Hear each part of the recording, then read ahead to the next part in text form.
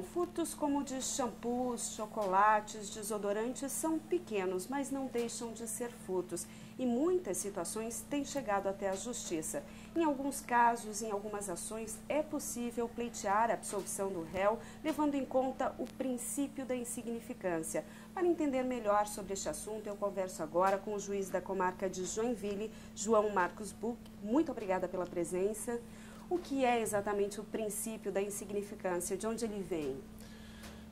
O princípio da insignificância ele é uma nova perspectiva de enfocar a situação da violência e da criminalidade.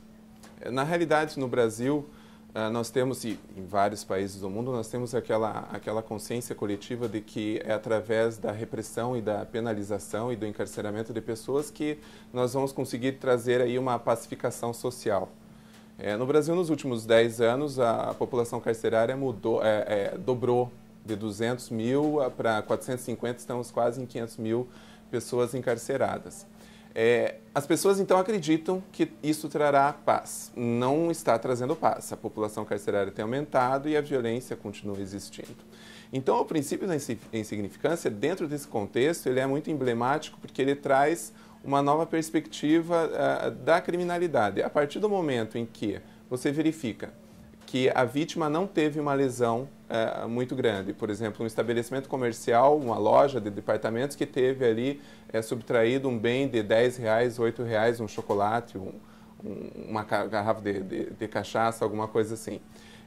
A partir do momento que você retira esse foco criminal e faz com que a vítima tenha uma perspectiva ética da situação, ou seja, vamos ver a situação do outro. A partir daí, ela não vai mais invocar a justiça penal e vai tentar fazer com que outros setores do Estado tentem resolver aquela situação. E assim, através do princípio da insignificância, nós mudamos o eixo da discussão do direito penal para outros setores do Estado, como educacional, habitacional, de saúde, né? E isso sim trará uma pacificação social. Então, o princípio da insignificância ele já não é novo, ele já vem de algum tempo sendo discutido, mas ele é defendido especialmente por essas pessoas, pelos criminólogos e por juristas que entendem que o encarceramento ele não traz essa pacificação, que o encarceramento, pelo contrário, ele gera mais violência ainda. E essa é a realidade que a gente tem vivido aí nos últimos tempos no Brasil. A intenção, então, é mudar o foco, fazer com que esse tipo de situação não passe pela justiça, que sejam tomadas medidas administrativas. Exatamente, porque o princípio da insignificância, ele significa que a vítima não teve uma lesão significante. Certo. A conduta da pessoa em subtrair aquele bem não foi relevante, porque não teve violência, não teve arrombamento, não teve nada. E para a vítima, aquele bem ali é insignificante, né? Naquela situação fática.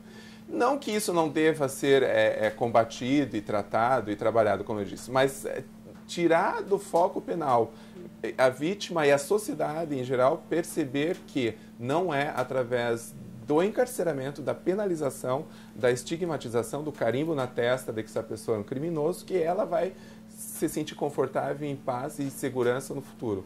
Pelo contrário, é um ciclo assim bastante vicioso que vai trazer mais violência ainda no futuro. No caso de tomar medidas administrativas, quais seriam as opções? Olha, dentro desse contexto de violência, do fenômeno da violência, nós percebemos que ela é gerada, esse tipo de criminalidade, que não tem uma violência física contra a vida, contra as pessoas, ou até mesmo a violência urbana, essa do tráfico, do porte de arma, do roubo, nós percebemos que a razão dela é uma desvinculação da pessoa que comete o crime com o Estado. E essa desvinculação é muito mais decorrente de uma estrutura social, de uma estrutura familiar e uma estrutura educacional. Então, para não cair no lugar comum, mas insistindo na situação, o foco deve ser o foco da saúde, o foco da educação, o foco da habitação,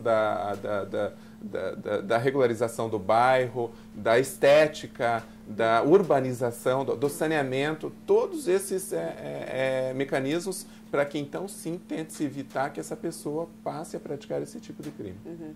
Me corrija se eu estiver errado, mas atualmente ainda não é muito comum que os juízes ou que os promotores levem em conta o princípio da insignificância. Mas o Supremo Tribunal Federal, algumas ações têm chegado até o Supremo Tribunal Federal que tem considerado esse fato.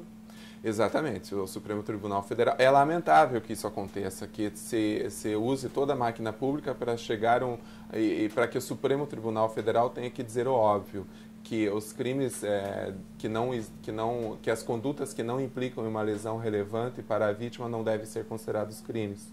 Então, o Supremo Tribunal Federal tem decidido dessa forma, uma ou outra ocasião, né? Não é muito comum ainda, mas essas situações têm chegado lá. Então, isso está implicando também que os juízes e promotores de justiça passem a ter um foco, passem a pensar melhor sobre o assunto e tentar entender esse fenômeno dentro de um contexto maior e tentar imaginar o que estão fazendo, o que estão julgando e o que estão condenando e o que estão acusando, né? Para que realmente a gente consiga uma pacificação, consiga uma tranquilidade da comunidade. Uhum. O senhor acredita que o princípio da insignificância ele pode ou não refletir, por exemplo, na banalização do furto? Não, absolutamente. Absolutamente. A pessoa que comete um furto, ela não tem essa noção de penalidade. Ela às vezes, já foi presa, já permaneceu presa 5, 6, 7 meses, 1 ano.